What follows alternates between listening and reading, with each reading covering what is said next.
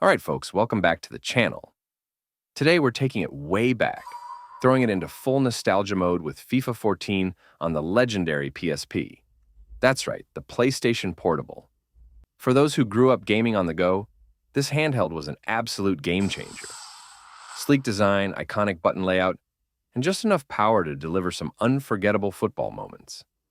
There's just something special about revisiting this classic.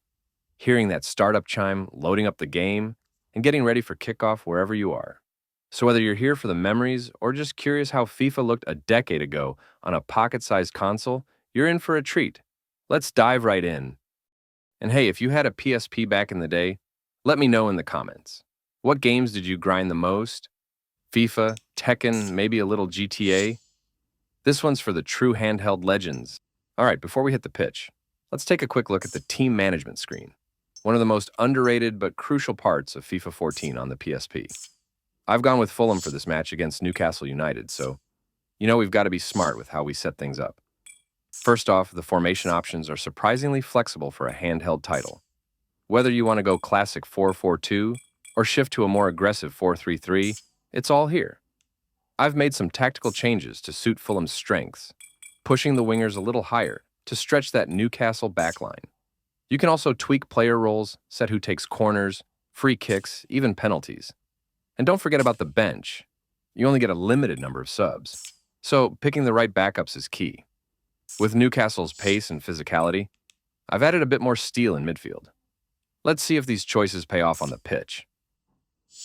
All right, we're underway, and immediately you can feel the atmosphere.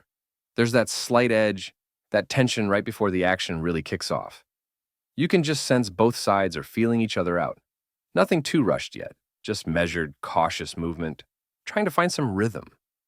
The controls feel tight, responsive, but with just enough resistance to keep you focused. Every pass needs intention.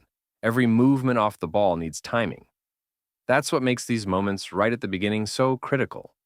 It's not about rushing forward. It's about control, patience. It's always interesting in these early stages, how space opens, how pressure builds without anything flashy. You start to notice the little things, how positioning matters more than pace, how a simple change in direction can shift momentum. It's that chess match feeling, where you're always thinking 2-3 moves ahead. There's a kind of rhythm starting to develop now, back and forth. One side testing the waters, the other staying composed. You can feel the tension building slowly, like a rubber band stretching just before it snaps.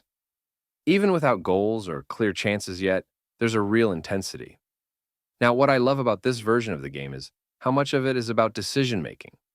There's no room for mindless sprinting. Every action matters. It's like playing with instinct and strategy at the same time. When you get into that zone, the screen fades, and it's just flow. The energy's shifting now. You start to feel like something's coming. Not necessarily a goal, but an opportunity. A little mistake, a loose ball, a slow reaction. That's all it takes. You wait for that half second when the tempo breaks and everything opens up. Every touch here feels deliberate. You're building something. It's not chaotic. It's controlled, even when the pressure's on. You're scanning, planning, staying calm under fire. It's moments like these that show the difference between rushing and executing. This is the part where momentum becomes everything. You make a good read, you keep possession under pressure, and suddenly the game tilts in your favor. You can feel it, even if the score hasn't changed. That shift, when the game bends just slightly your way, that's what you play for. Nothing flashy here, no wild chances, just smart football. Controlling the tempo, frustrating the other side, waiting for the right moment to make something count. When it's played right, that's beautiful in its own way. It's not about highlight reels or last-second drama. It's about building up a performance, something with structure, with purpose. You play like this long enough, and eventually the break will come. It always does. What matters now is staying locked in. Don't let the concentration dip. One lapse and all that buildup goes out the window. But stay composed, keep the shape, and you'll be the one dictating the story.